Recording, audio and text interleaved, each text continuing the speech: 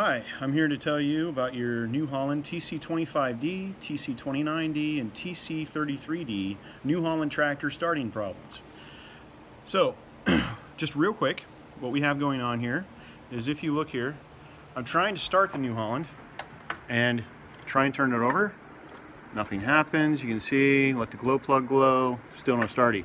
Now, if you look over here at this diagram, you can see this light is on. This light means that your electrical system is keeping you from starting the system because of a switch that's keeping you from killing yourself. Now, what switch is that? Well, on the New Holland tractor, you'll find a lot of switches that try and keep you from killing yourself with this thing.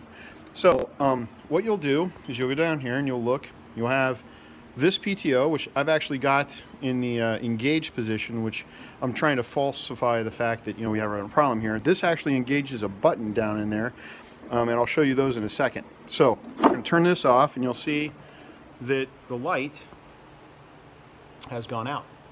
Now, so this is one of the levers that you'll have to make sure is in the off position. This one here, also off position. PTO, PTO. This is your underbody, this is your rear. Then you also have this, which is in your neutral position. You're going to want this in the neutral position, not one of the gears. Okay? And that will enable you to start the tractor. Now, after all of these things have been checked, you have it neutral, these are in the passive position, and you still have this light on, there are some things you need to check. And those things are underneath. I'm going to just show you where I'm looking here. There's the thing. I'm on the left-hand side of the tractor. Going down into the wheel well. And you'll see, see if I can get a good video of it here. That is one of the switches right there that I have the light on. Now another switch, so this one right here is your PTO switch sense. So it'll make sure that your PTOs are not engaged. Then you also have, let me see if I can even show it to you here. There it is. Okay, let me see. This is going to be kind of a hard one. So right here is another switch. You'll see this is a gear system here. This tells and makes sure that you're in neutral. Okay, this one here will actually push down when you are in the neutral position. Now, someone before I owned this tractor actually bypassed that. I do not obviously support this, but you can see here where they actually have, I'm sorry, hold on.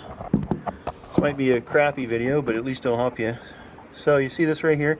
Somebody put a jumper in there to make it so that it doesn't matter if it's in gear or not. This is kind of a bad idea, because if it starts moving right after you start it up, it'll crush you. So somebody put that in there. Okay, so we have, again, just real quick, this one and this one. So we have two switches here. Now, there's the third switch. This one is hard to, keep in mind, hard to find. This is the one that got me. I'm going to set my light down here. 1 second. This one back here now is down at the bottom. It's underneath the drive carriage here, or the axle. Forgive my names, I'm bad at names. So you see right here there are two. They go right into the side down here, and these are two jumpers. This actually was pulled off while I was mowing, and I had to stick those back on. So those two, you have to make sure that they're plugged in. You might not be able to see this very well, but if you look down here, you'll notice there's two more coming out. It looks almost like a temperature gauge. I think it may be the mid PTO. I am not certain, but I know that this is the one that I had to replug in, and as soon as I did, I was able to start it. So again, make sure those three look good and are plugged in, and then make sure that you actually have these in the off position. This is in neutral, and then you can start your tractor. So hopefully that helps some people out there. I know that, I'm sorry you had to kind of go through some of the hardness of getting down in there and seeing some stuff. Hope that helped out. So you have three things. You have the bottom part where you have the two little wires going in, and you have two switches. One that senses the gear you're in to make sure you're in neutral, and then one that senses, I think, just one of the PTOs. I think that's why there's three there. But that should get you moving. So hopefully that helps somebody out. Thanks for watching.